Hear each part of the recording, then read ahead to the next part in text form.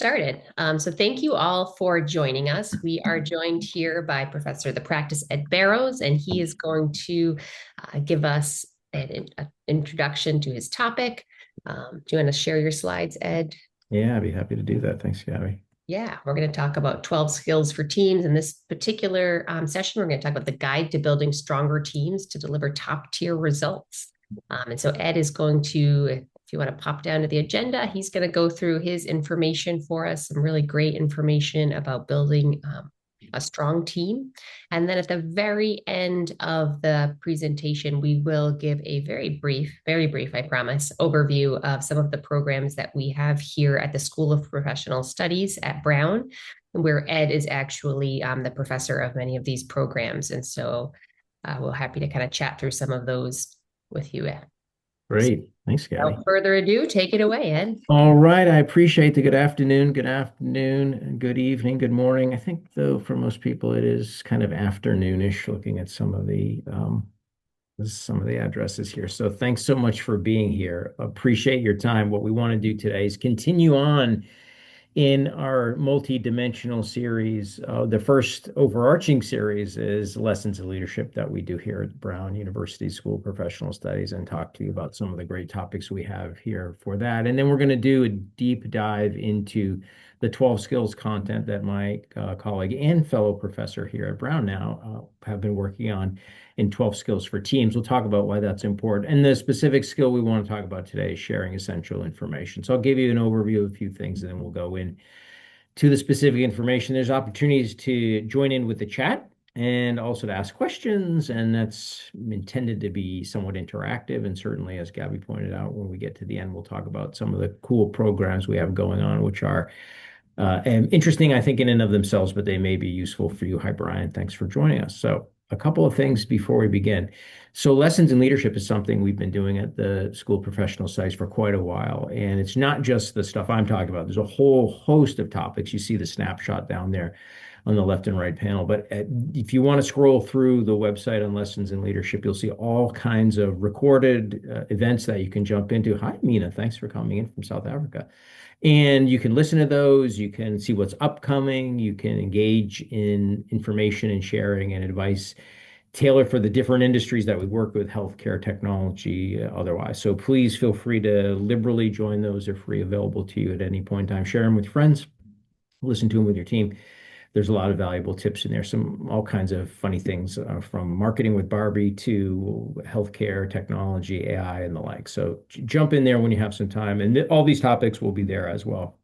What I want to talk about today is my co-author Laura Downings and I, and my second book called 12 Skills for Teams. Don't look for it yet. It's coming out in the fall. We're just finishing it up. We're doing case study interviews now. The manuscript's written, but we'll be publishing it around about that time. It builds on the same model that you see on the left, on the right-hand side in our first book, just called 12 Skills Really for Individuals. I would say that as such. So the idea here is that we had found from our professional work and then from secondary research common areas that individuals, and the green, called the green book, the 12 skills book, that individuals need who want to build their leadership skills and advance their careers in the workplace. Oftentimes we find, and we teach this in the programs here, so it's not disconnected from what we go through in the School of Professional Studies. I teach it as part of the curriculum here for the Master of Organizational Leadership program that I have, and the other two master's degrees on leadership that we have on healthcare and technology. But a lot of times we find people who are very technically skilled in the workforce, they haven't necessarily had the skills or the opportunity to develop those skills formally in leadership areas. So I saw folks come on here. We have doctors and engineers and accountants and lawyers in our programs. We have pilots and football players.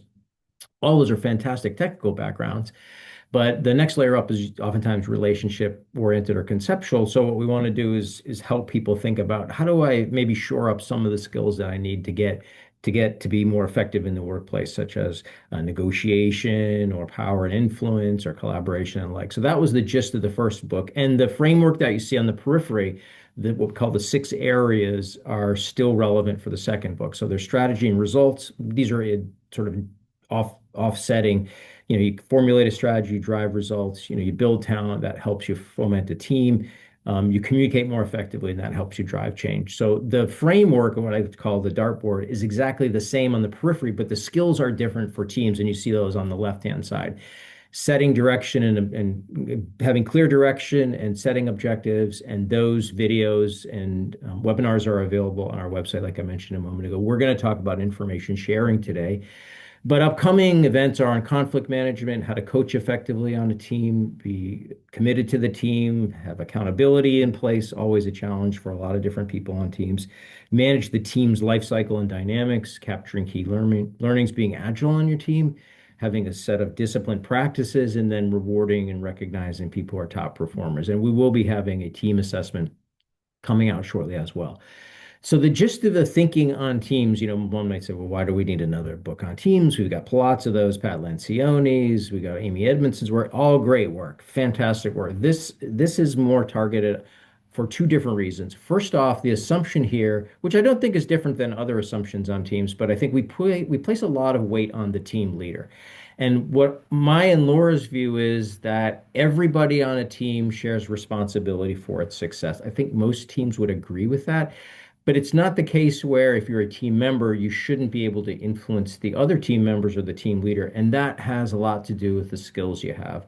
So, in addition to recognizing or having the point of view that everybody on a team shares in its success, we've done a deeper dive and said, what are the specific skills people need to build to be an effective team member or even a team leader? So, that's the genesis of this book, which is really around helping people in the workplace build their teaming skills. I would guess if I asked you how many people here are on a team of some sort, I'd be surprised if it wasn't everybody. Some people are on lots of different teams. In your functional area where you work or in the business or organization you're in, you typically work on some type of team. You're on cross-functional teams, on project teams, and all kinds of different teams.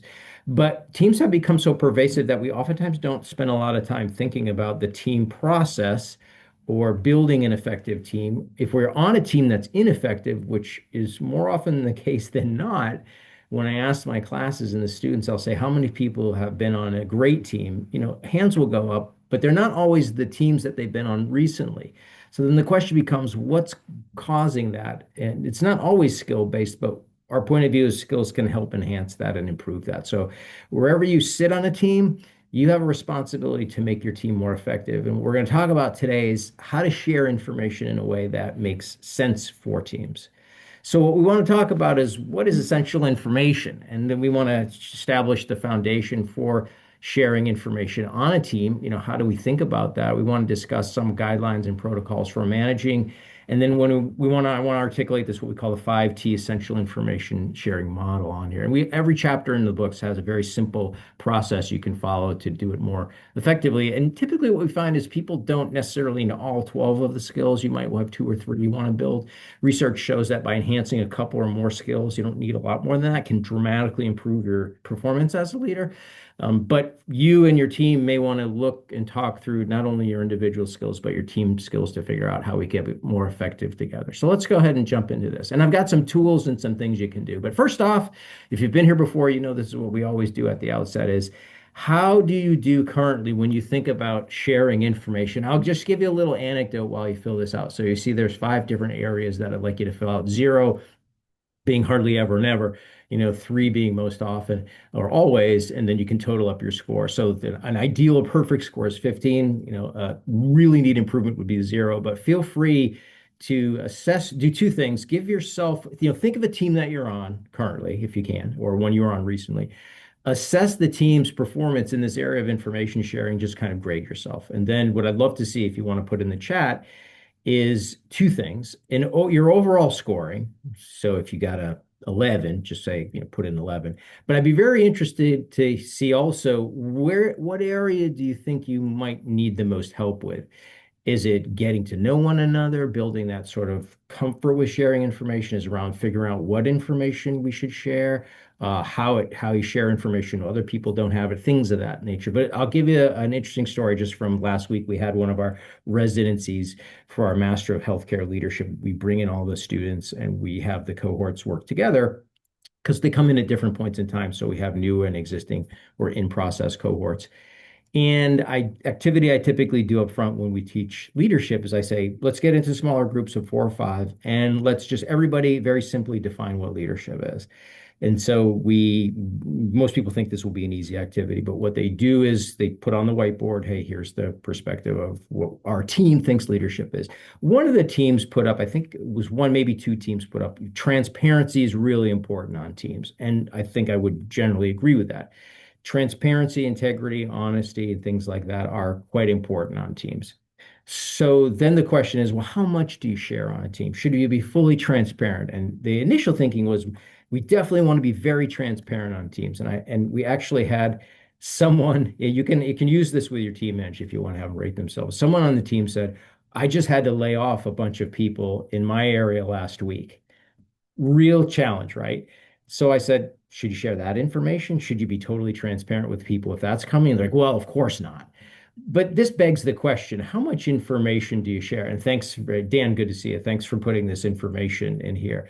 And if you're lower on the scale or higher on the scale, that's totally fine. Like this is just for you, and we're not copying this to send it to the other team members. But what you find is oftentimes people can do a better job on teams in sharing information. And some of that just has to do with building trust and defining what it is. That's right, the types of information, to Alice's point, what it is we want to share, when and how. And again, one of the things that I really think hampers teams, and these scores are very interesting. One of the things I think hamper teams is because teamwork has become so pervasive, we don't take the time to define some basic characteristics and behaviors and principles around how we'll operate. So you're sort of left in this vacuum thinking like, well, what should I share? What should I not? I guess the people want to know.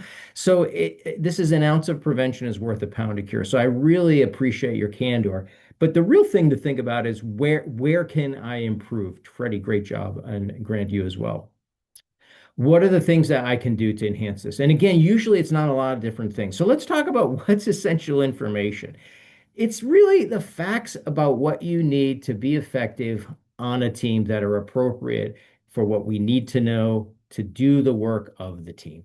Okay. So it's fact-based. It's not speculative, and it's certainly not gossip on the team, right? And I'm not suggesting anyone is gossiping on their team, but that's kind of behavior doesn't always help very much. But on teams, information flow is really the lifeblood of team interaction, right? Teams succeed and fail oftentimes by what they share.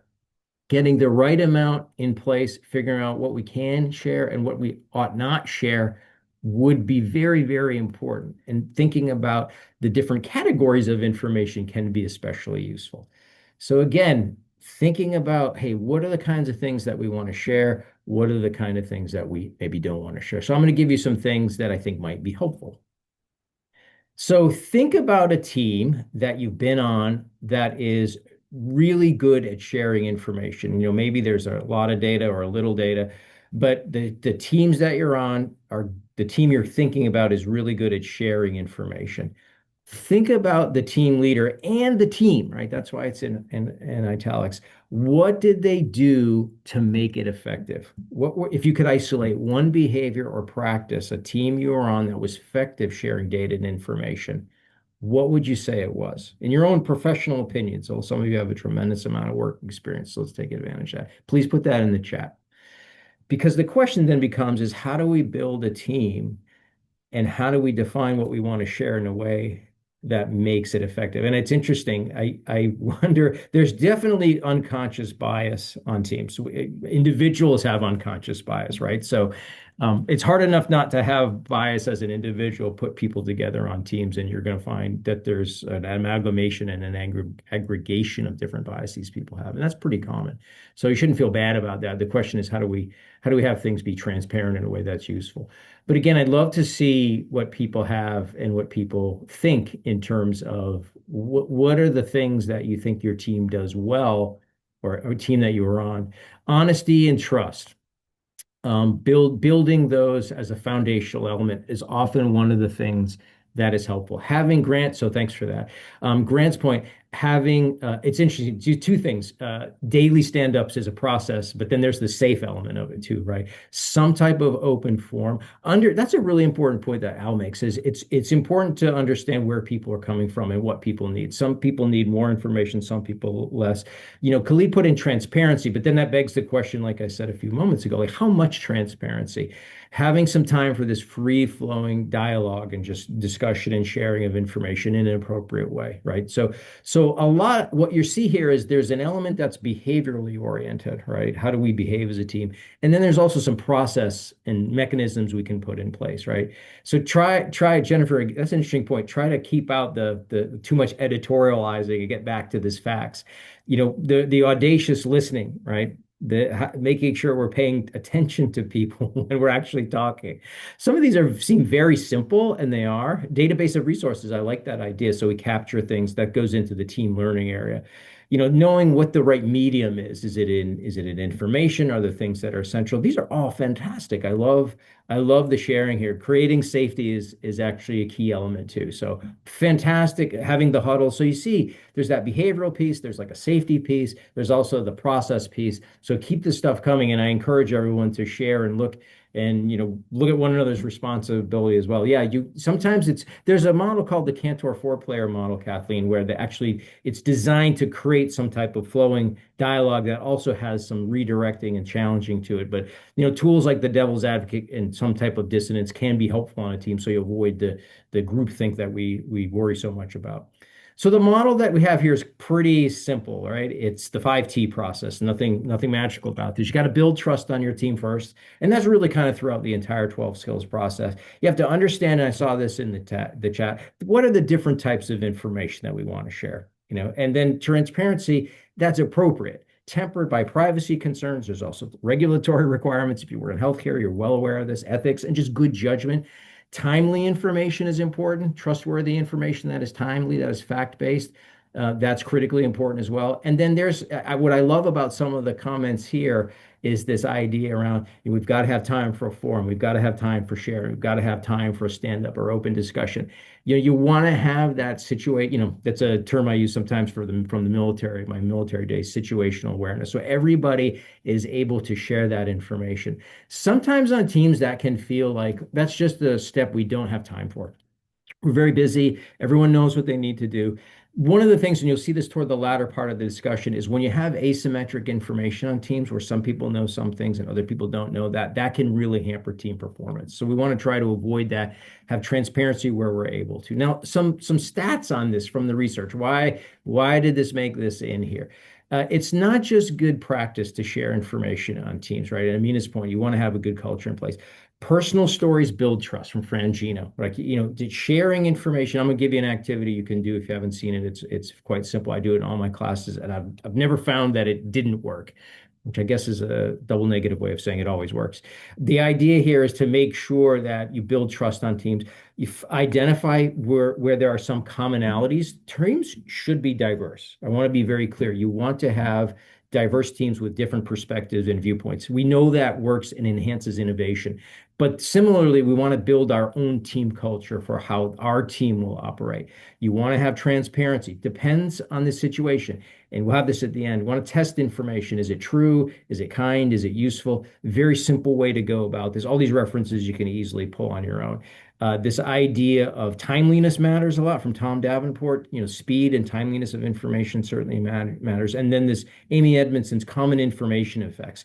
This is something that we see in simulations that we run here, is that people tend to over focus on common information. Makes us feel good. But we're really searching for on a team is information that isn't commonly known, and there can be challenges in why people do and don't share that. But that's important to know. Now let's go through these steps together. So the first one is building trust on the team. You want to make sure that everybody on the team has had a chance to get to know one another. And I highlighted this and put it in red. It's too often assumed. I've been on a team with Gabby a bunch of times. I know everything there is to know about her. Her life never changes. There's no point in asking. No, that's true, Gabby. I know. There's plenty to learn about you. But the reality is we don't take the time to this idea of getting to know one another. We assume, back to that point about ubiquity, that everyone already knows, let's just move on. I found that isn't often true. What the research would tell us that sharing personal stories, I'll give you an interesting bit of research here, actually makes a difference. So I do with my classes, and some of you have done this, as you can see this in books such as True North, Bill George's book, his field guide with Nick Craig and Scott Snook, around, hey Bob, how are you? Around making sure that we share information. And then also this river of life concept. Bob, you have your hand up. So if you want to put that in the chat, I'll do my best to respond to that. But the river of life can be quite useful. Now I'm going to push through mine very quickly. We Bob has been victimized by this activity before, so that's why he's writing this. Thanks, Bob. I put mine up, and basically, you give people. I always do it. You can do it a lot of different ways. It's not effective to do it on a piece of poster board or here or flip chart type paper online. But what I do is I give people a large piece of paper and give them markers and say, draw a river, beginning your life to where you are now, and put on the river of life things that are important to you professionally and personally. Don't give them a lot more information than that. Ask where'd you come from, what experiences shaped you. So this is mine. I won't spend too much time on it because it's not that interesting. I was born in New York. I lived on Cape Cod in the summer, so I sailed a lot. That's where I got into cooking. I love to cook. I went to BU. I was an RA, and I tell people that was a really formative experience for me. I served in the military for a very long time. I was a company commander here in Providence when we deployed in 2003. Got married when I met my wife when I was a CPA. I taught CPA review course. My son's taking the same one now. I went to Georgetown to get my MBA. I have 4 kids, like to say organically. I have a bunch of books I've read. I mean, you get the point here. You don't need to belabor my life, but I went to school for my PhD. I met my second wife, who's German. My kids are in college. I have no money, which is why I have to write these books. No, I'm just kidding. I'm writing my second book, and I study theology as a hobby. And I love my 2 cats. One's giant, one's small. Now, the point of I just did this so you get an idea of what this looks like. You can do it in PowerPoint or you can do it on a flip chart. It usually takes a little bit of time. Uh, yeah, some of us are in the same category, Al. What I have found with this activity is it's strangely effective. It gives people the forum to share what they want to know. And it can be very emotional for people. So you have to be very careful how you do it. And what I do is I put people in smaller groups and then I have them share it with their sort of smaller team. You can do it on your team. And it's almost never been the case that even people I work with will share something that I didn't know about them. I've worked with the same TA for over 20 years. And the last time we did this, she said, I was the state tennis champion in high school for the state of New Hampshire. I said, I never knew that about you. And I have no idea. I've watched people, senior executives who've worked together for decades, say, I never knew you had to leave work and go to that family farm to save it. It gives, to Amina's point, it gives people permission, but it's not a requirement. So I never say, oh, share your most intimate. You don't, I never say anything like that. People share what they want. But the research shows is actually quite interesting on this. So there's a paper, you see it at the bottom, that was an experimental paper done in 1997 where people were given the opportunity to discuss in pairs sort of 3 increasingly personal sets of information. You can download the paper. It's more personal in nature, but it's not highly personal or inappropriate. So the first kinds of questions around, like if I would get together with Gabby and say, hey, how would you like to be famous? In what way? What constitutes an ideal day for you? The second set, and you can see these different sets of questions in the paper itself. What is your most treasured memory? What roles have you played in your life are important to you? Father, teacher, whatever. And then it does get more personal. When did you last cry in front of another person? What embarrassing moment would you feel comfortable sharing? And what the researchers found was that in 45 minutes, new bonds were created that were closer than 30% of people's closest relationships. And they tended to last. Almost 2/3 of the people had talked again or sat near or worked together. And so this idea of sharing information really does foster positive feelings at work. Again, you can go first like I did with real disclosure. And if we weren't online, I'd share a few more tidbits with you, but this is online. But the idea is once people, and I think you put that in the chat, I mean, like once someone shares, and demonstrates they felt comfortable sharing, other people more often than not will follow suit. And the research shows that. So we try to give you here in the school and what we do, like not just, oh, here's a fun activity. We try to back it up with some research so that you see that they're not just made up, but they're things that actually have been tested in a setting that gives us some insights credibly as to whether or not and why they work. So this is an interesting tool to use. And I use it as the basis for information because if you've ever worked on a team that doesn't have trust in place and doesn't feel comfortable with one another, what's going to happen? They're not going to share critical information. They're going to hoard information. They're going to enter into anti-team focused behaviors that actually hamper the team. So you want to make sure you attend to the team's needs. So the first thing you want to do, and even the bottom of Lencioni's pyramid is around trust building. You want to make sure that you have trust on your team. Then you want to define the types of information that you need. And again, we pulled this from some research we've done. Information that has to do with the team's plans. Where are we going? And the first skill is objectives, is setting direction and then objective setting. So the idea of what is it we're trying to accomplish on our team and how does that distribute among the work teams? We set up partnerships where getting work done in smaller groups or in just dyads gets done more effectively, and we can change those as the work evolves. So who are the partners and who are the sub-teams or the roles that are working together? How are we doing progress-wise? It's important that we need to know if we're on a project team or any team, how we're making progress against the milestones or deliverables that we have. And then any problems, things that are popping up, and that always happens in any type of project, risks we need to mitigate, challenges that need to be overcome.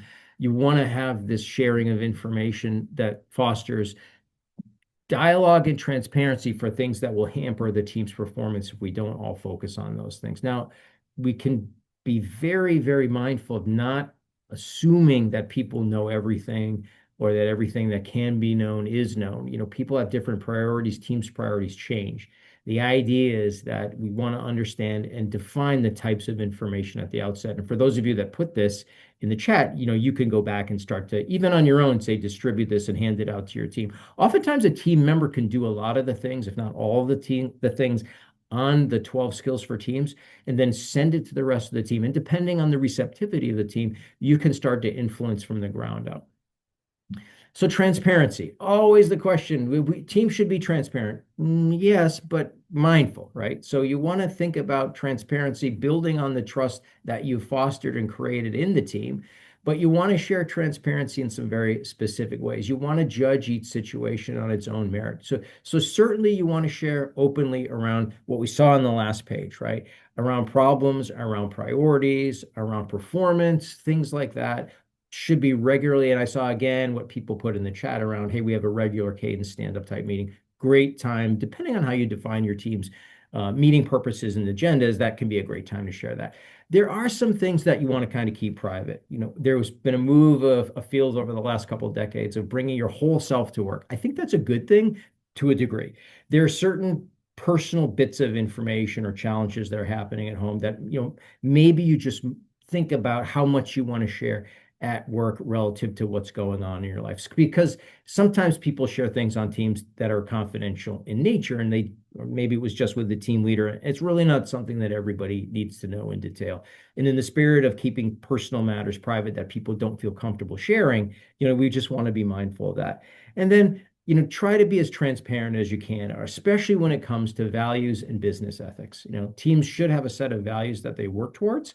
And we should all try to raise our level of performance around those values and share instances where people did a great job living those values or where people could do a better job. We don't have to admonish people. We say, hey, we want to make sure we uphold this kind of behavior on the team because it's an exemplar of good behavior on a team. So before you share any information, some simple things to keep in mind. Is this information true? Do you know? Is it fact-based? Is it kind to share that information? If you're asking, dispassionate performance information about a business or a team is not kind or unkind. It just is a set of facts. Something that starts getting increasingly personal, if we're not careful, can sort of wander into that territory of potentially being not so kind. And then is it useful for the team? Does it help with the team's overall performance to share this information? Is it going to frighten people? So I'll go back to sort of a silly example when I was talking with one of my students last week in that activity where she said, "Well, I'm going to have to, potentially let some people go in my organization." In the spirit of transparency, you wouldn't want to come out to your team and say, "Hey, everybody, we're going to have layoffs here in a couple of weeks. I just want to give people a heads up in the spirit of full transparency. I don't know who's getting laid off, but I just wanted you to know." I mean, you not only would be violating some privacy matters potentially, and even some legal concerns of the organization, but you'd be creating an environment of fear that wouldn't necessarily be useful. In fact, I'm not sure it'd be useful at all. So we just have to ask ourselves before we share information, is it fact-based? Is it kind? Is it useful to share? And those are some quick tests to gauge whether or not the information sort of meets the criteria of transparency and veracity around being shared. Timeliness matters. One of my favorite phrases. The only thing worse than bad news is bad news late. And the bad news is not like wine. It does not get better with age. So if you have quote unquote bad news and it meets those tests, it's probably some information yeah, is that necessary? That's a great point. You might want to think about when you share information. So not everything is urgent. Not everything has to be sent, immediate message traffic wise. Match the speed of the work to the information. I was just having this conversation with someone a week ago. We have to make some changes in a course, but the course isn't going to be run until the springtime. We're finishing up the first run of it now. Probably need to wait a while before the fall, maybe we share the information around some of the adaptations we'll need to make. So there's other things to focus on right now. This is important, but it's not particularly urgent. So we'll wait and share that at a different point in time because people already have a lot on their plate to do. So more information may not be helpful, especially if it's not urgent. We want to use shared tools, and I think we saw that in the chat. Is there a database of information, frequently asked questions? Do we have some lessons learned that we can share? Any type of project software. I'm on a project now, we're using Asana, and it's actually pretty handy. I'm not someone that loves project management, but I like the daily reminders of something I have to do. I have 2 deliverables tomorrow, things like that. Gabby's like, "Do I have something to do tomorrow?" I don't think so. You don't, Gabby. It's a different project. And then watch decision speed. How quickly does your team need to make decisions, and do bits and pieces of information, are they key inputs to the sharing of information that your team needs to engage in? So, when it comes to information, moderate it with a question around timeliness. Is it urgent? Do I need to share it now? Are there tools where I can use to better share this information or populate it or keep it as a historical archive of information? And then how fast do we need this information or how quickly to make certain decisions? We don't want to share information that's sort of clutter oriented, right? We want to make sure we expedite key information, the information we need to enable good decision making and good performance on the team. And then the last step is this notion of fostering togetherness. And we talked about that, right? We want to make sure that like it or not, everyone on the team wins and loses together, succeeds and fails together, or comes up short or triumphs, if you will. So sharing information appropriately, as we've defined, very, very, very much impacts the team's overall performance. The more time you spend with people, the more togetherness you have. I'm not advocating for vast amounts of it, but making sure you have increments where you can share information appropriately is very, very useful. You don't want to have situations where the trust isn't in place and the forms aren't there and the guidance of all the team members isn't in place to not enable people to share openly. If you have information hoarding, and I've watched this happen firsthand on some of the simulations we've done, it definitely impacts team performance. It does not create for great feelings on a team. So sometimes we wonder, if I know this and other people don't, does that give me an advantage? Knowledge is power, we say, right? But the question is, on your team, is hoarding information going to help your team overall? Or does hiding certain pieces of information help? I don't want other people to know this for reasons that may be personally or professionally motivating. I'm not going to get into the types of information. You'll need to determine that. But one of the challenges is that teams that don't share the right kinds of information openly tend to dwell on what they know and not focus on asymmetric information, which is really the information the team needs to address the kinds of challenges they have and make the kind of decisions that they need to make to be effective, right? So keep in mind this process of, there's the element of building mechanisms and fostering teamwork and trust on a team, but there's also the process of making sure you have forums and enough time. And I saw somebody put in the chat, whether it's online or in person or some combination thereof, to make sure we're sharing information, right? And to Melanie's point, we want to elevate everybody on the team's performance. So, if we have information that's useful for our team, giving the three tests, in terms of kindness, being kind, be kind, fact-based, and useful, then we want to make sure we do our very best to share that information. Now, common information, delving into and building off of what we just saw a minute ago around this common information effect. Amy Edmondson did some research on this, so it's not my research, but it says very clearly teams tend to gravitate toward information that they all know. But the real value and insights comes oftentimes from some information that only one or two people know. That maybe, and not in all fairness, maybe they just forgot to share it, right? Maybe they didn't think it was important, and that's probably more common than not. But the goal on a team is to ask the kinds of questions around what are we missing here? I think it's a General Patton quote from many, many years ago here in the U.S. Army. It was, if everyone has the exact same, is everyone is thinking the same thing, then somebody isn't thinking. And this sort of tapers off into this idea of information. If we all know the same information, the real question is, are there any pieces of information on the periphery that everyone doesn't know? And can we surface that information so that we all have a better view or picture of what's happening relative to the team's performance? So common information here is everything already knows. Unique information is, maybe only one or two members know this. And we want to bring this together, right? We want to minimize unique information as it comes to performance of the team, right? Back to the criteria of sharing information. So effective team leaders, and I would say effective team members, ask, hey, does somebody know on the team know something that some of us don't know? Does someone go to a webinar or go to an event or get a piece of information or get some data or feedback that the rest of us don't know? Can you share that with us? When I worked in consulting years ago, we always had a practice day once a year where we'd all come in, share the things we were working on, look for common ways to integrate information. Oh, I see you did this way on this project. Let me try that on that project. That all comes from seeking information that we don't all have in common, right? So build that time into your team. You don't have to do it every week, but think about periodically asking that question. Hey, has anyone come across anything that you think would be useful for your team, for our team, that maybe someone hasn't mentioned? That's the power of identifying not only common, but excuse me, unique information.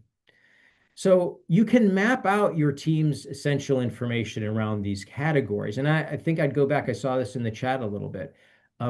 Please think about, do we have transparency and shared information around, where we're going, our direction, the critical objectives we're working on, workflows or work streams that everyone is a part of, and just an update on the general work itself, right? You can define this, right? It's simple activity. If you're not sure, then get people in a room as part of your team activity and share this. Where are we working together? Where do we need to shift support and have people work in different ways, or reconfigure the sub-teams on a team to make sure that we're working in partnership effectively?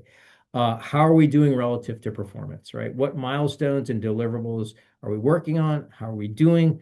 Again, not in just the spirit of accountability, which we'll talk about down the road, but really in the spirit of transparency and sharing information, because oftentimes we can shift around resources, as seen point two on partnerships, and make sure that everyone is working to their best and highest and most productive outcomes. But we have to know what progress looks like to do that. And then problems. Again, the only thing worse than bad information is bad information late. So what are the risks or the challenges or the difficulties that we want to cover off on? We want to raise those early, right? So, that a lot of this sharing of information and the particulars associated with it seem mechanical in nature. And I would argue that they are. But remember, this these protocols and practices rest on a foundation of trust and psychological safety. So if those aren't in place, the protocols and the practices are going to be impacted in terms of their effectiveness, right? That's the kinds of things that you want to really be thinking about in terms of how do we make sure we clearly define and set the stage for effective sharing of information overall. Okay, so some action steps for you, just some things to think about. Then we'll talk about any questions you have. Use the assessment test on your team. It's very simple. You could just have people fill it out on their own, and then that can go into some activities around trust building. You don't have to use the river of life. You can just use those paired questions right from the survey. Just ask those questions as part of a team activity, and you'll find that you start building that trust if you haven't. Define your types of information. You've got the plans, partnerships, progress, and problems. Think about what we want to share. Set norms around transparency. I do think the true, kind, and useful test is actually kind of useful. So, ask yourself and on our team, are we committing to behaving that way? Is that something that we want to do?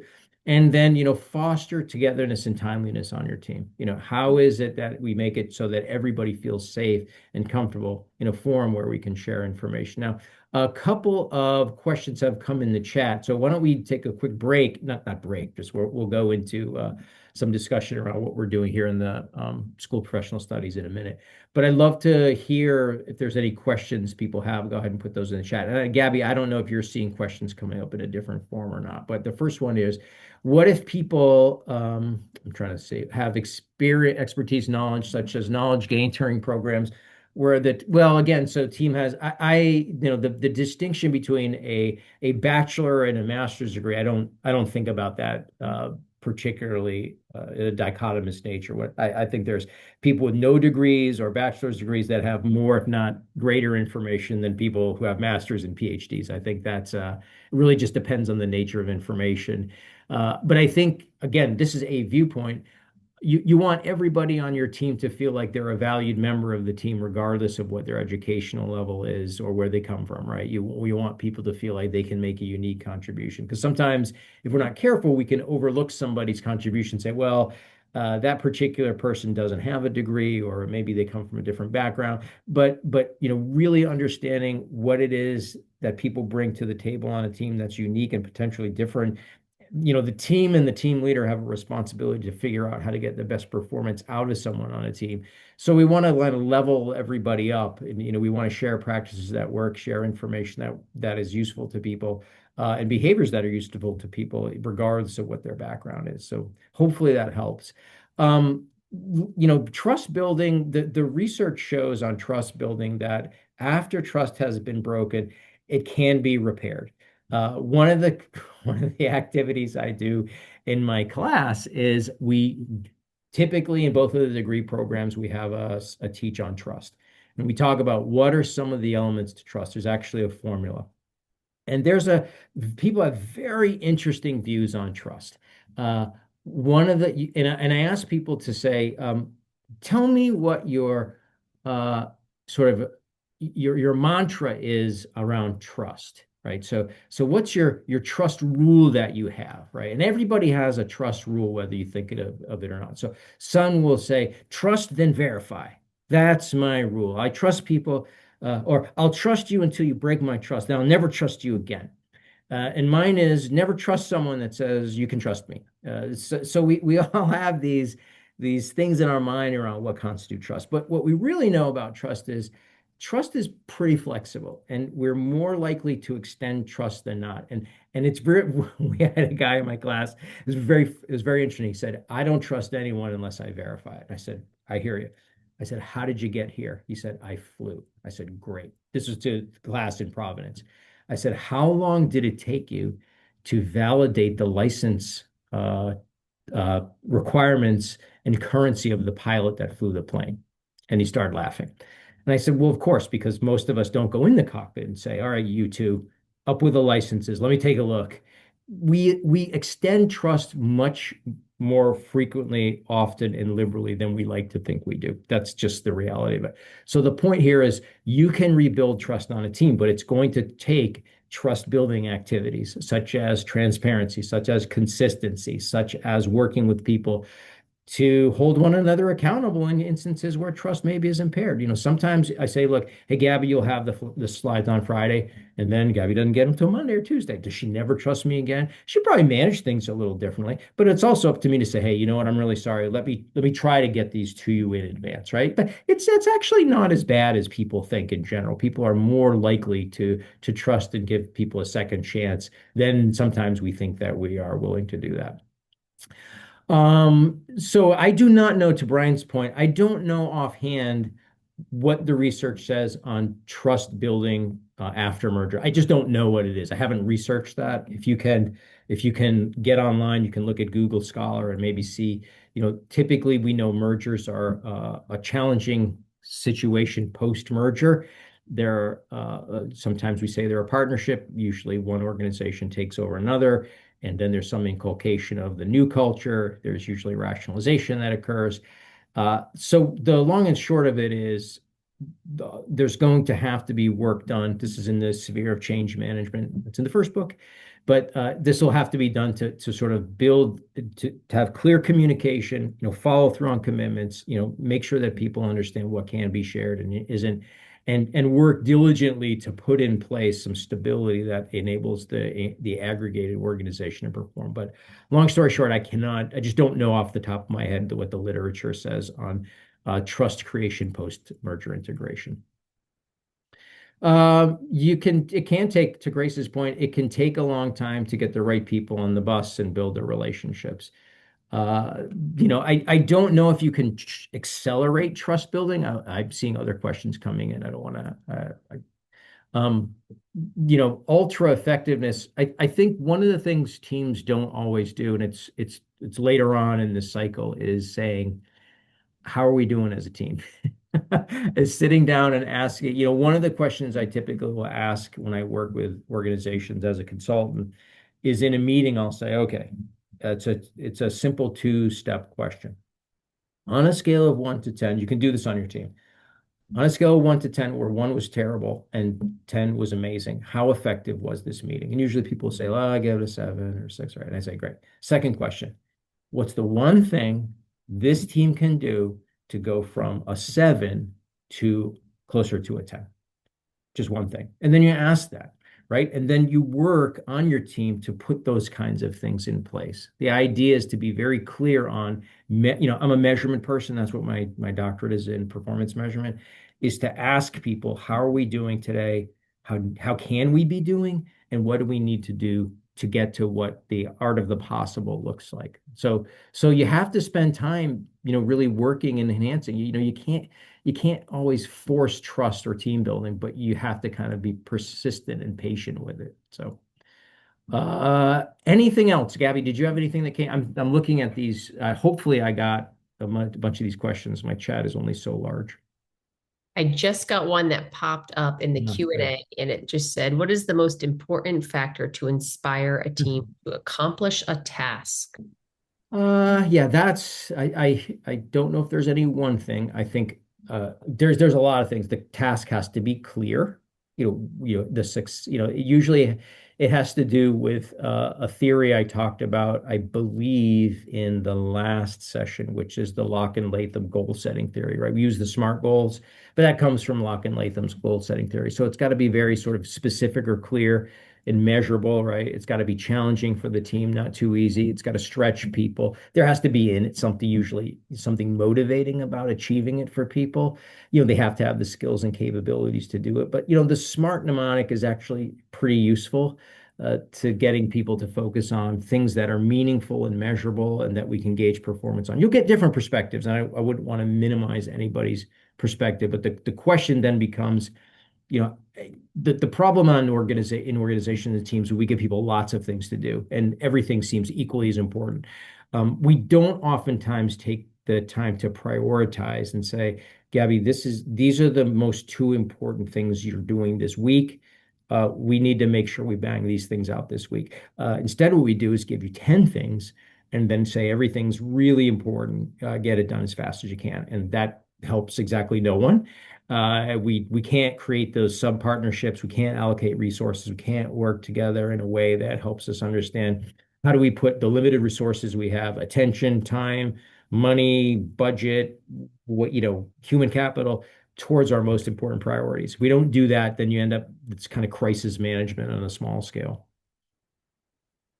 Yeah, I'm happy to share all this stuff. But I share it in our classes. Do you want to talk more about that, Gabby? Yeah, absolutely. And I will say, all of those of you who have registered will receive a follow-up email with a link to this recording and all previous ones. So if you weren't able to attend any of our other sessions yet, those are also available on there. And so also on our YouTube channel, you will find a number of pre-recorded information sessions. And so that sort of dovetails into, we take a lot of Ed's great information, and he is definitely a one of the professors in a number of these programs that we offer here at the School of Professional Studies. Um, in terms of specific leadership programs, we obviously have a number of programs that all kind of encompass the leadership topic, but these are really specific in those areas. The first two programs are online, and each of these programs is really geared towards varying degrees of professional levels of experience. And certainly we have a number of people on my team who are happy to walk you through that. But just, I'm not going to read the slide, but obviously there's a number of them. Also, some of them are really geared towards specific spaces in business, right? And so if you know that, hey, I'm going to work in the tech sector my entire life, this is where I want to go, then we have a master's in that particular realm, where all of this content that Ed is providing is really taught through the lens of how is somebody who's working in that space going to use this information, similar to healthcare. The bottom two, so the first 5 courses that you see, those are all degree-bearing programs. And then the last two are programs specifically where you would get a certificate programs. And in addition to those specific programs, Sorry, Gabby. oh, go ahead. You can skip ahead. But we also offer a number of custom programs. And so that's where you, if you know that some people in your team, your organization at large could really benefit from some of this type of training, we absolutely can build something out for you.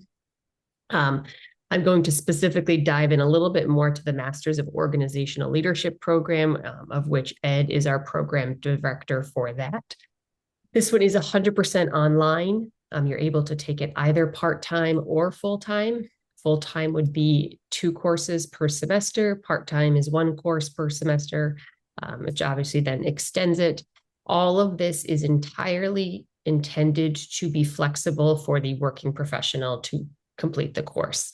But because we know that a lot of our leaders really love that communication that Ed has spoken about today, we do offer optional synchronous sessions for you to have that opportunity to really get to know the other individuals in the program, to get to know your professors on a more individual basis, and really develop those connection points so that you feel connected to your program, to Brown, and to our professors. We also, with these online programs, are offering optional in-person sessions, which are pretty special, to get the opportunity to be here on campus in Providence at Brown, buy the swag in the bookstore, and feel That's the important thing. wear the B very proudly. That's right. Good. Yes. And Yeah, so this program is actually proving to be quite popular.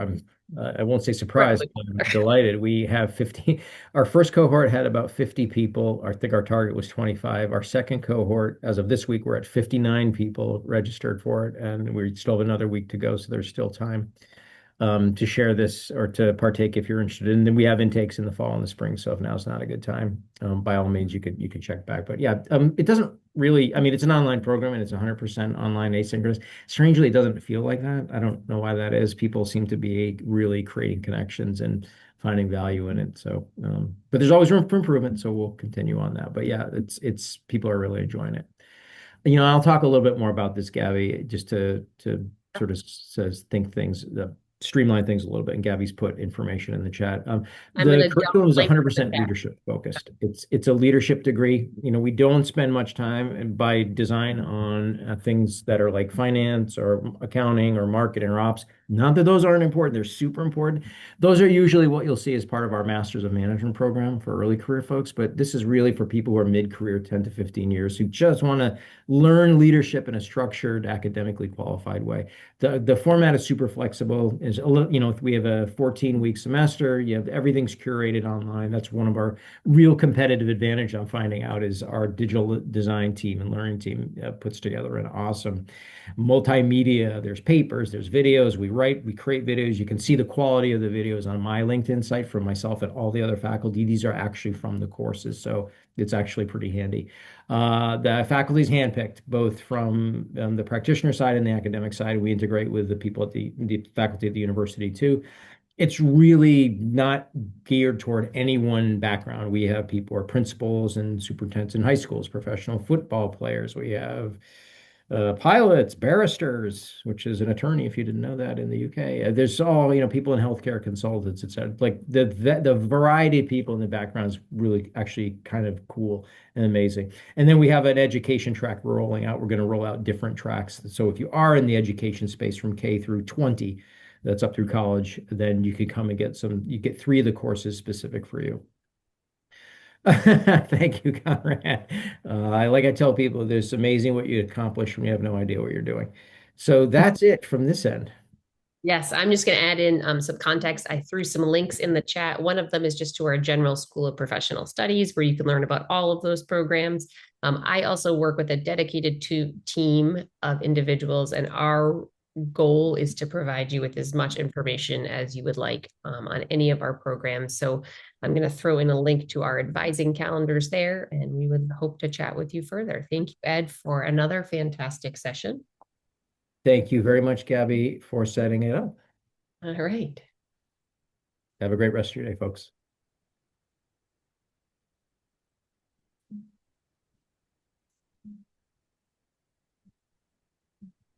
I think people are leaving, but I did see one final question about financial aid for our online or maybe any of our programs.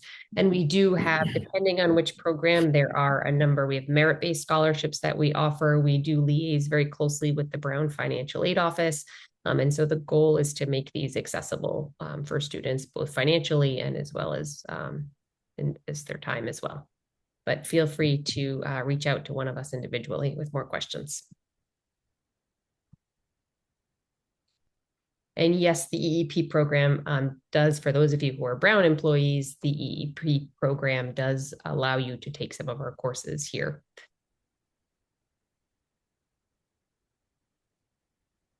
I see you're still asking lots. PhD programs are actually housed at a separate school at Brown University. So you would have to reach out. I can definitely drop the link to that in the chat as well. But that one is a little different than what we do here. Here is kind of a program finder for all of the programs, including PhDs.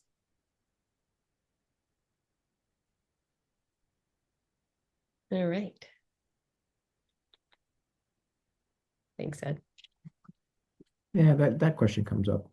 Yeah, it's a great question. All right. Well, thanks again, everyone. Feel free to send an email to the team, and we're happy to answer anything that you don't feel like we maybe covered. Oh, you didn't see any links there. Yeah, just go back in the chat, Abdullah. You should see them. Yes. Just putting Brown School of Professional Studies in your browser, and that should take you to the School of Professional Studies website. All right. Thanks, everyone.